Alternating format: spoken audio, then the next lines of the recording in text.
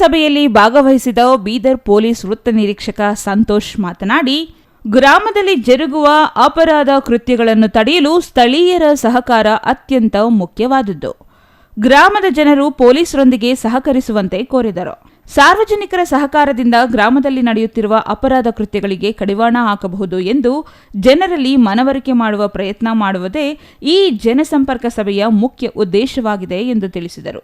ಗ್ರಾಮ ಪಂಚಾಯಿತಿ ಅಧಿಕಾರಿಗಳಿಗೆ ಗ್ರಾಮದ ಪ್ರಮುಖ ರಸ್ತೆಗಳಲ್ಲಿ ಸಿಸಿ ಕ್ಯಾಮೆರಾಗಳನ್ನು ನಿರ್ಮಿಸುವಂತೆ ಮನವಿ ಸಲ್ಲಿಸಲಾಯಿತು.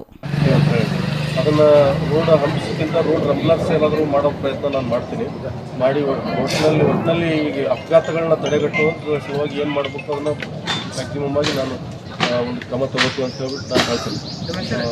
ಅದಲ್ಲದೆ ಮತ್ತೆ ಈ ಕಳ್ಳತನ ಪ್ರಕರಣಗಳು ಜಾಸ್ತಿ ಆಗ್ತಾ ಇದೆ ಅಂತ ಹೇಳ್ತಾ ಇದ್ದಾರೆ.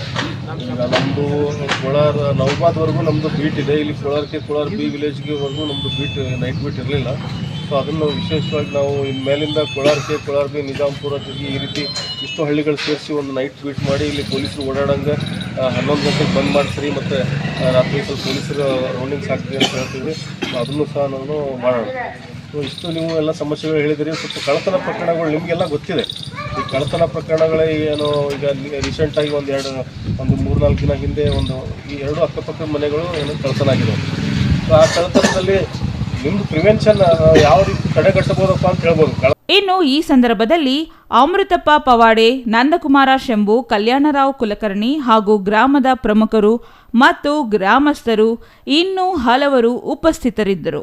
ಚಂದ್ರಯ್ಯ ಸ್ವಾಮಿ, ಸಿಟಿವಿ ನ್ಯೂಸ್, ಬೀದರ್.